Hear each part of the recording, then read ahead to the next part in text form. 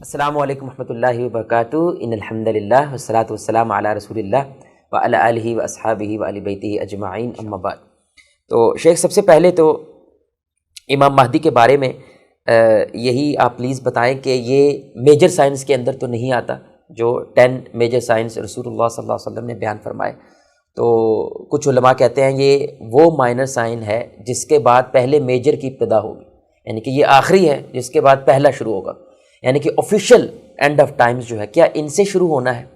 تو اور امام مہدی کے بارے میں یعنی کہ علیہ السلام ان کو کہنا چاہیے، یہ بھی ایک ایسے ذہن میں آتا ہے کہ علیہ السلام کہنا چاہیے، رحمہ اللہ کہنا، یہ کیا کہنا چاہیے ان کو؟ تو پلیز اس یہیں سے آغاز کرتے ہیں انشاءاللہ. جی، بسم اللہ الرحمن الرحیم. جو بات آپ نے کہی ہے نا کہ امام مہدی جو ہیں یہ کیا میجر سائن ہے یا مائنر سائن ہے، یہ جملہ بہت اچھا ہے. مجھے نہیں معلوم آپ نے اس کو کہاں سے سنا، لیکن یہ جملہ بہت اچھا ہے کہ یہ مائنر سائنس کا اینڈ ہے اور میجر سائنس کی ابتدا ہے. لیکن ہم اس کو میجر سائنس میں شمار نہیں کریں گے، کیونکہ رسول اللہ صلی اللہ علیہ وسلم نے بعض حدیثوں میں جو میجر سائنس کو کاؤنٹ کیا ہے، شمار کیا، ان میں مہدی کا ذکر نہیں ہے. ٹھیک ہے، تو یہ گویا کہ مائنر سائنس کا اینڈ ہے، اس اعتبار سے اس کی اہمیت ہے، اور اس کے بعد سے میجر سائنس کا آغاز جو ہے وہ شروع ہو جائے گا. تو اس پہ ہم پھر علیحدہ سے گفتگو شروع کریں گے. دوسری بات یہ ہے کہ مہدی کو علیہ السلام کہنا چاہیے کہ نہیں کہنا چاہیے. دیکھیں، ایک تو مہدی کا کانسیپٹ اہل تشیع میں ہے، ان کے ہاں بالکل اور کانسیپٹ ہے. امامت کا جو تصور ہے، امام ان کے ہاں معصوم ہوتا ہے، تو اس پہ ہم ڈسکس کریں گے آگے چل کے. وہ تو علیہ السلام کہتے ہیں، ٹھیک ہے، لیکن ہمارے ہاں اہل سنت میں جو ہے وہ امامت کا اس طرح کا کوئی کانسیپٹ نہیں ہے. امام ہوتے ہیں لیکن وہ معصوم نہیں ہیں، ٹھیک ہے، اور نہ ہی وہ صرف 12 ہیں جیسے قرآن نے بیان کیا. ان کی تعداد لا تعداد ہے، مطلب فَجَعَلْنَاهُمْ أَئِمَّةً يَهْدُونَ بِأَمْرِنَا، جیسا بنی اسرائیل کے بارے میں کہا کہ ہم نے ان میں امام پیدا کیے جو ہمارے حکم سے جو ہے وہ لوگوں کی رہنمائی کرتے تھے. تو اللہ تعالیٰ ہر قوم میں امام پیدا کرتے ہیں، رہنما، لیڈر، صالح لیڈرشپ جسے کہتے ہیں. اور وہ کوئی 10-12 ضروری نہیں 10-12 ہوں، 20-50 ہوں، ایسا نہیں ہے. وہ مطلب بڑی تعداد میں ہوتے ہیں، ہر دور میں آتے رہتے ہیں. یہ اہل سنت کا کانسیپٹ ہے. تو ان کے لیے عام طور پہ رحمہ اللہ کا لفظ استعمال کیا جاتا ہے ائمہ کے لیے. تو علیہ السلام کا لفظ جو ہے وہ انبیاء کے لیے عرف میں، رواج میں مختص ہو گیا، مطلب اسپیسیفائی ہو گیا. رضی اللہ عنہ کا جو لفظ ہے وہ صحابہ کے لیے استعمال ہوتا ہے، اور رحمہ اللہ کا جو صحابہ کے علاوہ جو صالحین ہیں ان کے لیے استعمال ہوتا ہے. تو نہ تو وہ انبیاء میں سے ہیں کہ ان کے لیے علیہ السلام استعمال ہو، نہ تو وہ صحابہ میں سے ہیں کہ رضی اللہ ان کے لیے استعمال کیا جائے. تو اس امت کے صالحین میں سے ہوں گے نو ڈاؤٹ جو مہدی ہیں، تو ان کے لیے رحمہ اللہ کا لفظ استعمال کرنا چاہیے. باقی ظاہری بات ہے کہ انبیاء کے لیے یہ لفظ استعمال کرنا چاہیے، صحابہ کے لیے یہ، اور صالحین کے لیے یہ کوئی اوپر سے اترا ہوا اصول تو ہے نہیں، آسمان سے اترا ہوا اصول نص نہیں ہے. ہم یہ کہہ رہے ہیں کہ یہ ایک عرف ہے، ہر لینگویج کا ایک عرف ہوتا ہے، ایک عرفی جو ہے وہ زبان ہوتی ہے. تو اس زبان جو ہے نا اس کا اہتمام کرنا چاہیے، کیونکہ اس کے بغیر پھر آپ اپنا جو تخیلات ہیں وہ آگے کمیونیکیٹ نہیں کر پاتے اگر آپ زبان کے قواعد و ضوابط کا لحاظ نہیں کرتے. تو ہمارے ہاں عرف میں یہ بات طے ہو چکی ہے اور عرف کی پابندی کرنی چاہیے. تو شیخ، جو یہ امام مہدی ہے، ایک تو یہ آئی تھنک لقب ہے ان کا، یہ نام نہیں ہے، تو وہ آگے انشاءاللہ آپ بات کریں گے. تو یہ لقب ہے ان کا. اور دوسرا، کیا قرآن نے، یاری بات ہے ڈائریکٹلی تو اس بارے میں بات نہیں، کہ انڈائریکٹلی قرآن نے امام مہدی کو یا اس طرح کے جو ہے نا ظہور کو کیا کسی کا بیان کیا ہے؟ کوئی انڈائریکٹلی کو آیت سے استدلال نکلتا ہو کہ جب بھی برائی جو ہے وہ ایک انتہا کو چھوئے تو اللہ تعالیٰ کوئی نہ کوئی اس طرح کا شخص بھیجتا ہے جو ریوائیو کرے سب کو، یا ایسی حدیث لوگ بیان کرتے ہیں کہ ہر 100 سال بعد کوئی ایسا شخص ضرور آتا ہے جو ریوائیو کرتا ہے سب کچھ کو، جس طرح عمر بن عبدالعزیز آئے اس طرح سے. تو کیا قرآن کہ کسی آیت سے یا کسی حدیث سے ایسا کوئی استدلال ملتا ہے خصوصاً قرآن سے امام مہدی کے بارے میں؟ نہیں، دیکھیں، قرآن سے تو مہدی کا جو کانسیپٹ ہے نا اس کو نکالنا ایک زیادتی ہوگی، مطلب ایک ظلم ہوگا. تو قرآن سے مہدی کا کانسیپٹ نہیں نکالنا چاہیے، نہ ہی قرآن نے اس کو ٹچ کیا، نہ ہی قرآن نے اس کو بیان کیا. مہدی کا کانسیپٹ ہمیں اگر ملتا ہے تو وہ احادیث میں ملتا ہے، ٹھیک ہے، بلکہ آثار صحابہ میں بھی، آثار میں بھی، احادیث کے نیچے پھر آثار ہوتے ہیں، یعنی صحابہ سے جو مروی ہوں، تابعین سے جو مروی ہوں. ان میں بھی ان کا تذکرہ نہ ہونے کے برابر ہے. اچھا, صرف احادیث میں ہمیں ملتا ہے. لیکن احادیث میں جو امام مہدی کا ذکر ہے نا, اس میں ایک اصولی بات ہمیں ذہن میں رکھنی چاہیے مہدی کے کانسیپٹ کو ڈسکس کرتے ہوئے. وہ یہ کہ احادیث دو طرح کی ہیں. مہدی کے بارے میں ایک روایات وہ ہیں جو صحیحین میں آ گئیں. صحیحین سے مراد صحیح بخاری اور صحیح مسلم. اچھا, یہ وہ روایات ہیں جنہیں آپ کہہ سکتے ہیں کہ اتھینٹک ترین روایات. اس پہ امت کا اتفاق ہے, ظاہری بات ہے, صحیحین کی روایات سب سے مستند ہوتی ہیں. صحیحین کی روایات سے جو مہدی کا کانسیپٹ ہمارے سامنے آتا ہے, جو تصور ہمارے سامنے آتا ہے, میرے خیال میں اس کا انکار ممکن نہیں ہے. اگر کوئی کر رہا ہے تو وہ زیادتی پر ہے. یعنی کہ یہ ایک باقاعدہ شخصیت تو ہے, ہاں, اور یہ چیز اس پہ اتفاق آپ کہہ رہے ہیں. ہاں, اتفاق اس پہ نہیں. دیکھیں, مہدی کا انکار کرنے والے بہت سے لوگ آئے ہیں. جی وہی نا, بہت سے لوگوں نے مہدی کا انکار کیا ہے. معروف ناموں میں اگر ہم ہسٹری میں چلے جائیں تو سب سے پہلے ابن خلدون کا نام ہمیں ملتا ہے. اچھا, ہاں, بہت بڑے مورخ تھے ابن خلدون, بہت بڑے فلسفی تھے, فلاسفر تھے. تو جس نے مقدمہ ابن خلدون پڑھا ہے وہ بہرحال ان کے مقام اور مرتبے اور ان کے ذہانت اور فطانت اس کا قائل ہوئے بغیر نہیں رہ سکتا. انہوں نے سب سے پہلے مہدی کی حدیثوں پہ تنقید کی. مطلب ساری حدیثیں جو ہے وہ کہا کہ ان میں کوئی نہ کوئی علت ہے, کوئی نہ کوئی ضعف ہے. آپ یوں کہہ سکتے ہیں کہ کھل کے انکار نہیں کیا, لیکن انڈائریکٹلی انہوں نے انکار ہی کیا. تنقید کی ابتدا ہاں, کہ جی ان کے بارے میں نہ روایتیں ثابت نہیں ہیں. مطلب اس قسم کی کیٹیگریکل سٹیٹمنٹ جو ہے وہ دے دی.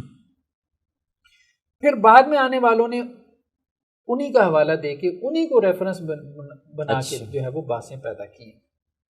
تو معاصرین میں اگر آپ ماضی قریب میں چلے جائیں تو رشید رضا, اچھا, بہت بڑا نام ہے, مفتی محمد عبدو کے شاگرد تھے. یہ سلفی علماء میں سے تھے, اور مصر میں خاص طور پہ سلفیت کے احیاء میں ان کی بڑی کاوشیں ہیں.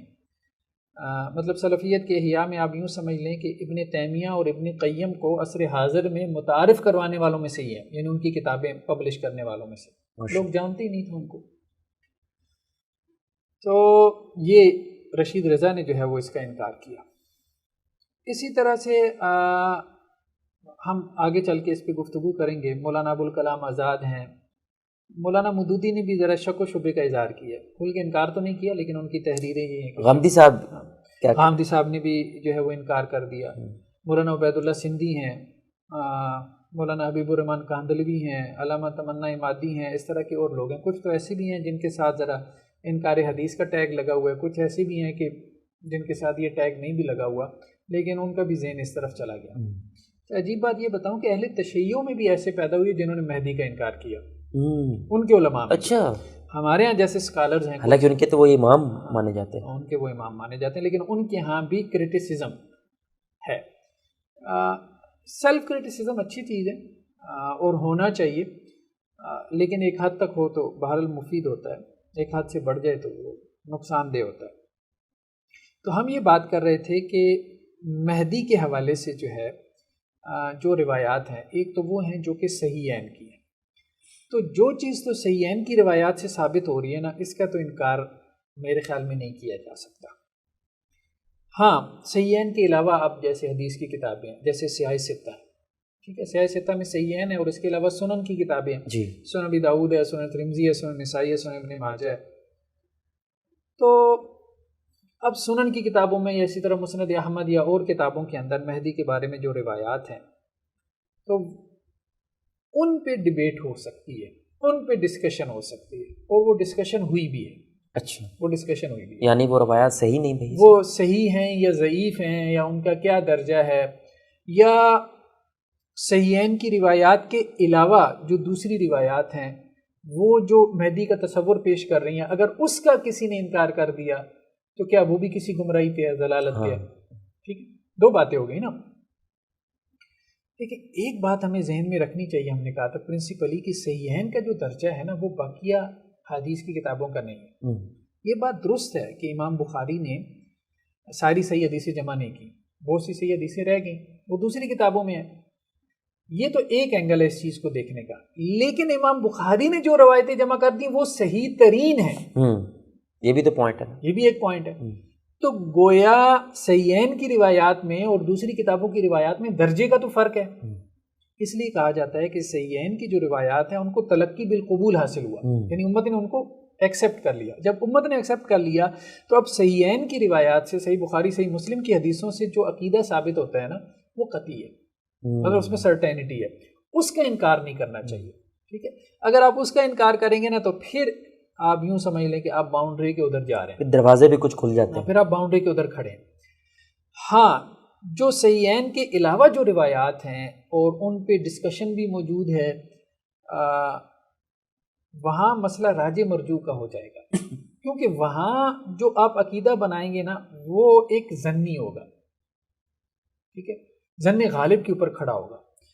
وہاں آپ دوسری رائے کو رول آؤٹ نہیں کر سکتے، سیکنڈ اوپینین کو. آپ یہ ضرور کہہ سکتے ہیں کہ میری یہ رائے ہے، میں اس کو صحیح سمجھتا ہوں. جیسے ایک مجتہد کہتا تھا کہ بھائی میرے نزدیک میری رائے صحیح ہے کیونکہ میری ریسرچ یہ کہتی ہے، یہ راجح ہے، یہ پریفرڈ ہے، ٹھیک ہے.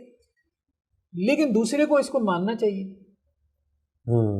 دوسرے محقق کو، ریسرچر کو اس کو ماننا چاہیے. وہاں آپ یہ پوزیشن نہیں لے سکتے کیونکہ وہاں سیکنڈ اوپینین کی گنجائش نکل رہی ہوتی ہے.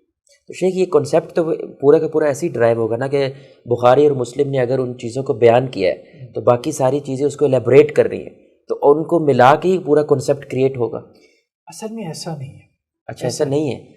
کئی ایک مسائل میں میں نے تحقیق کی ہے اور یہ ایک عجیب فائنڈنگ ہے جو میں آپ سے شیئر کر رہا ہوں. بخاری مسلم کی حدیثیں ایک مسئلے کو جس طرح سے بیان کر رہی ہوتی ہیں، دوسری حدیثیں جو ہے بعض اوقات تو اس کو ایلوبریٹ کر رہی ہوتی ہیں، جیسے آپ نے کہا. بعض اوقات وہ ایک پیرالل نیریٹو بھی جنریٹ کر رہی ہوتی ہیں، پیرالل نیریٹو، ٹھیک ہے، اور یعنی اس کے بالمقابل ایک بیانیہ جو ہے وہ جنریٹ کر رہی ہوتی ہے. اور بعض اوقات اس کے اوپر ایک ایسا اضافہ کر رہی ہوتی ہیں کہ جس سے بات بالکل ایک نئی بات بن رہی ہوتی ہے، نئی جہت میں چلی جاتی ہے.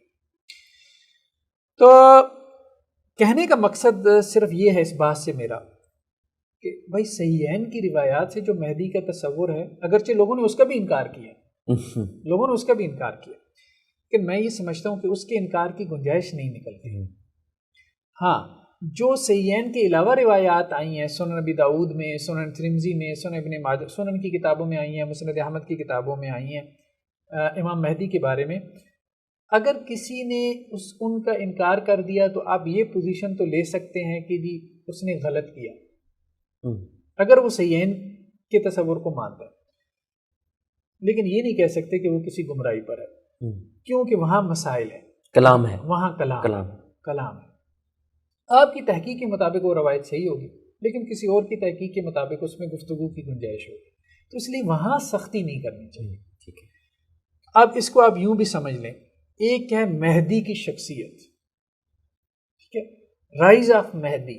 مہدی کوئی نام ہے، کوئی شخص ہے جو آئے گا اور جس کے ساتھ مائنر سائنس ختم ہو جائیں گی اور میجر سائنس کی ابتدا ہو جائے گی. اتنی حد تک بات قطعیت سے ثابت ہے، سرٹینٹی کے ساتھ. لیکن اس کا یہ نام ہوگا، اس کے والد کا یہ نام ہوگا، وہ اہل بیت میں سے ہوگا نہیں ہوگا، وہ ملک عرب کا بادشاہ ہوگا نہیں ہوگا، اس سے پہلے کوئی بادشاہ مرے گا نہیں مرے گا، اس کی مدد کو خراسان سے کالے جھنڈے نکلیں گے نہیں نکلیں گے، بہت ساری تفصیلات ہیں. ٹھیک ہے، کچھ روایات موضوع ہیں، فیبریکیٹڈ ہیں، کچھ ضعیف ہیں، کچھ ایسی ہیں جن کے بارے میں اختلاف ہے، کوئی صحیح کہہ رہا ہے کوئی ضعیف کہہ رہا ہے. تو مہدی کی شخصیت من جملہ ثابت ہے. خلاصہ اگر میں as a and of Times کے لحاظ شخصیت ثابت ہے، اور جو بات صحیحین کی روایات میں آ گئی، جو صفات آ گئی صحیحین کی روایات میں، وہ بھی ثابت ہیں. لیکن اس کے اوپر جو دوسری روایات جن صفات کا اضافہ کر رہی ہیں، اگر کوئی ان صفات کا انکار کر دیتا ہے تو وہ مہدی کا انکار نہیں کر رہا. ٹھیک ہے، مہدی کا انکار بیسیکلی اس نے کیا جس نے صحیحین کی روایات کا انکار کیا. اس نے کہا مہدی کوئی ہے ہی نہیں، یا اسے پوچھا کہ مہدی کون، اس نے کہا میں ہی مہدی ہوں. مطلب اس نے یہ کہا کہ مہدی کون، مہدی میں ہی مہدی ہوں. ہر دوسرا بندہ اپنے آپ کو مہدی کہہ رہا ہے، تو اس سے بہتر ہے مجھے مہدی مان لو. یعنی مہدی لغوی معنی ہے، یعنی کہ مہدی اس میں ہدایت یافتہ، جی، گائیڈڈ پرسن،